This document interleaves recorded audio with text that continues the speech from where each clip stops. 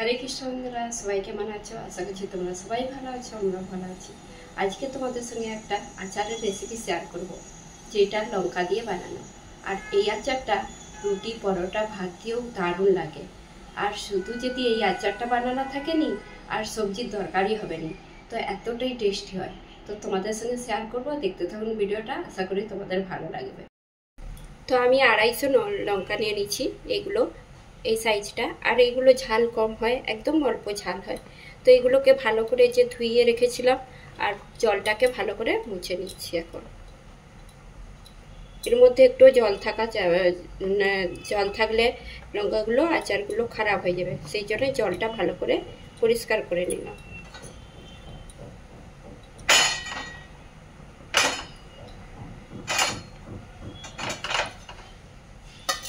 এখন এই আচারের লঙ্কাগুলো আমি কেটে নেব। কিভাবে যে দেখিয়ে দিচ্ছি তোমাদেরকে। এই বোঁকাটা থাকবে,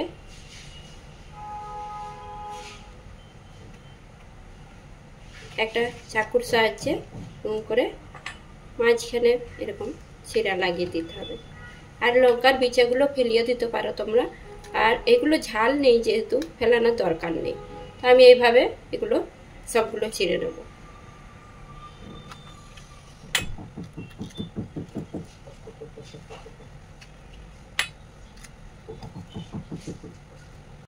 তো দেখুন বন্ধুরা, আমি 250 লঙ্কা নিয়েছিলাম, সবগুলো এইভাবে এই যে চেরা লাগিয়ে দিয়েছি।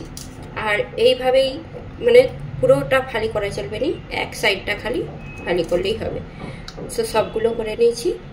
আর তোমরা এই লঙ্কাগুলো যদি না পাও, তো যেগুলো ঝাল কম হয় সেই লঙ্কাও দিয়ে বানাতে পারো। যেগুলো সরু সরু হয়, লম্বা লম্বা একদম, আর ঝাল কম হয়, সেগুলো দিয়েও আচার এইভাবে বানাতে পারবে। খুব ঝাল যেটা হয় সেটা আচার করলে খুব ঝাল হয়ে যাবে, সেইটা খাওয়া যাবে না। তো এইটা আমি নিয়েছি সেই জন্য।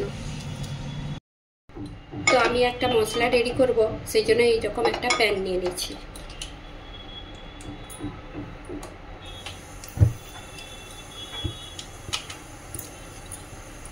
এই প্যানের মধ্যে দিয়ে দিচ্ছি গোটা ধনে 2 চামচের মতন, 1.5 চামচের মতন পানমৌরি, আর 2টো লঙ্কা দিয়ে দিচ্ছি। এটা হালকা সেকে নেব।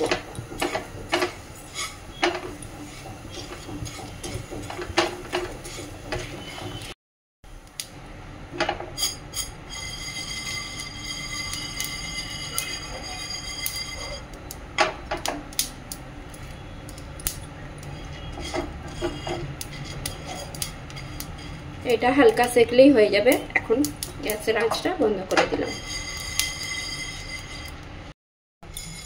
তো এই মশলাটা এখন ঠান্ডা হয়ে গেছে। ঠান্ডা হয়ে যেতে আমি এখন মিক্সি জারের মধ্যে দিয়ে দিচ্ছি। এটা একটু দানা দানা থাকবে, এইভাবে গুঁড়িয়ে নেব।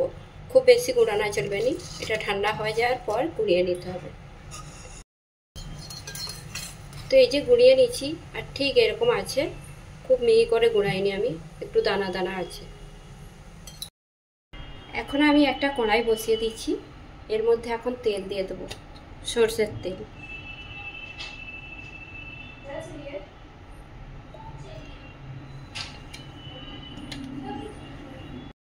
আর যেহেতু আচার হবে সেই জন্য একটু তেলটা বেশি দিতে হবে, সরষের তেল।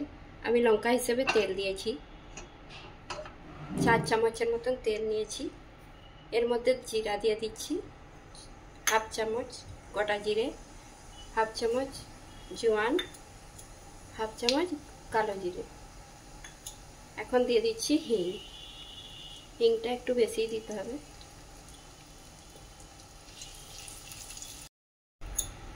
এর মধ্যে দিয়ে দিচ্ছি আদা বাটা,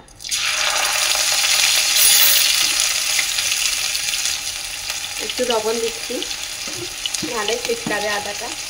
আর একটু হলুদ দিয়ে দিলাম।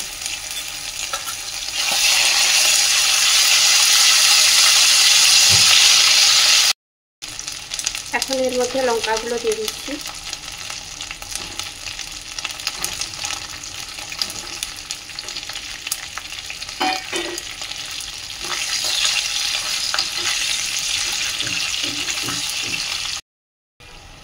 তো এখন এই যে লঙ্কাগুলো হালকা নাড়াচাড়া করছি, এর মধ্যে তারপরে বাকি মশলাগুলো দেওয়া হবে।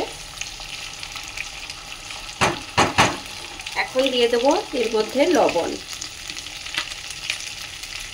লবণটা 1 চামচের মতন দিচ্ছি।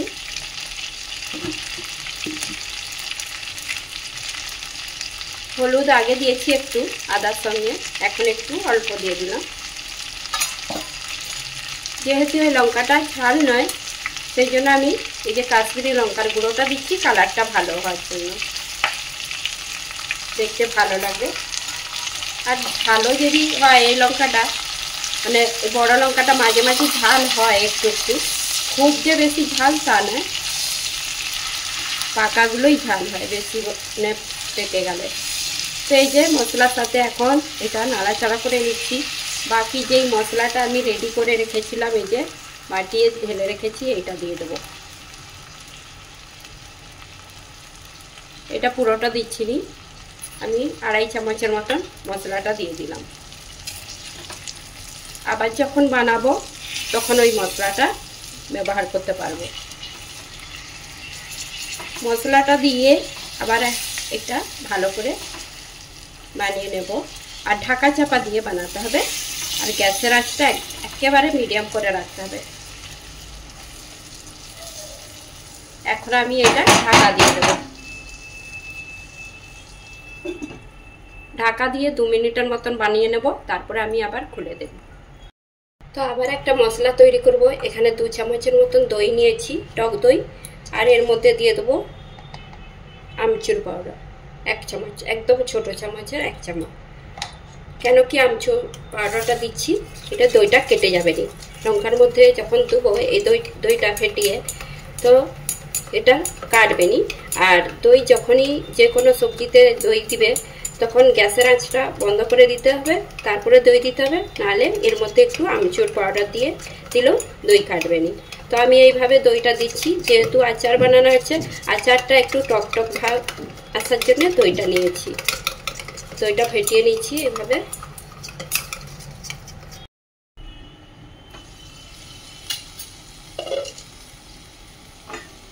তো আবার এই যে ঢাকনাটা খুলে চেক করে নিচ্ছি।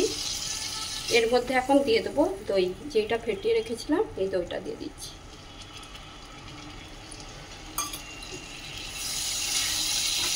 দিয়ে ভালো করে নাড়াচাড়া করে নিতে হবে।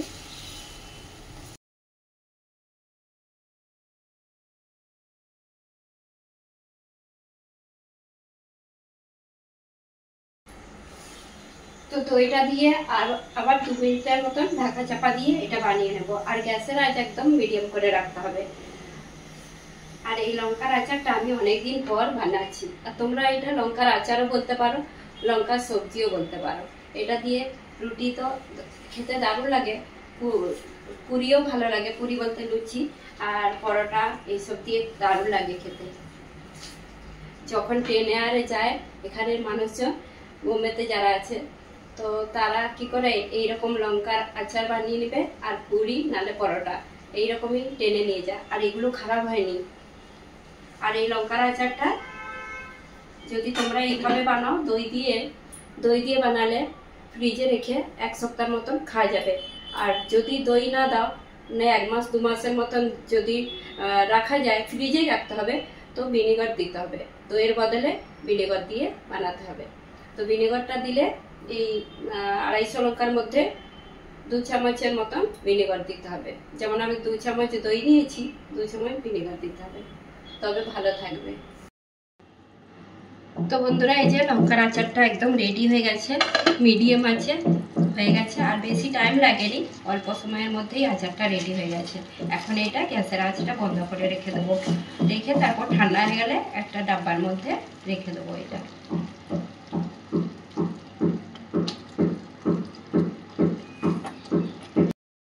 তো আমি কিছুক্ষণ ঢাকা দিয়ে রেখে দিয়েছিলাম, এখন তুলে নেব এগুলো। দেখতে দারুণ লাগছে লঙ্কাগুলো। এটা লঙ্কা সবজি, আমার মেয়ে বলছে লঙ্কা সবজি। তো এটা আচারও বলা যাবে, সবজিও বলা যাবে।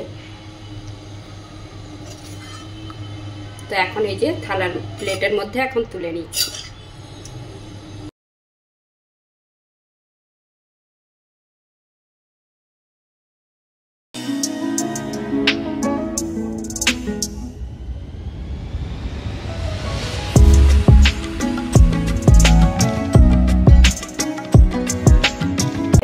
বন্ধুরা, লঙ্কার আচারটা একদম রেডি। আর এই লঙ্কার আচারটা বেশিক্ষণ টাইম লাগেনি, 10 থেকে 15 মিনিটের মতন রেডি করতে লাগে। মশলা রেডি থাকলে খুব কম সময়ের মধ্যেই হয়ে যায়, যেহেতু একদম মশলাও কম আর ভাজা মশলা দিয়ে। আর এইটা হচ্ছে যে দই দিয়ে আমি বানিয়েছি, দই দিয়ে লঙ্কার আচার। তোমরাও এইভাবে বানিয়ে দেখবে। আর যদি দই দিয়ে না বানাতে চাও, যদি বেশি দিন রাখতে চাও ফ্রিজে 2 থেকে 3 মাসের মতন, ভিনেগার দিয়ে বানাতে পারবে দইয়ের বদলে। তো যেহেতু আমাদের বেশি দিন রাখবো নি, সেই জন্য দই দিয়ে আর অল্প করেই বানিয়েছি। আর বেশি করে বানাতে হলে ভিনেগার দিয়ে বানিয়ে রাখবে। তো তোমাদের কেমন লাগলো এই লঙ্কার আচারটা তোমরা কমেন্ট করে জানাবে। যদি ভালো লেগে থাকে লাইক, কমেন্ট, সাবস্ক্রাইব করবেন। হরে কৃষ্ণ, দেখা হবে আবার একটা নতুন ভিডিওতে।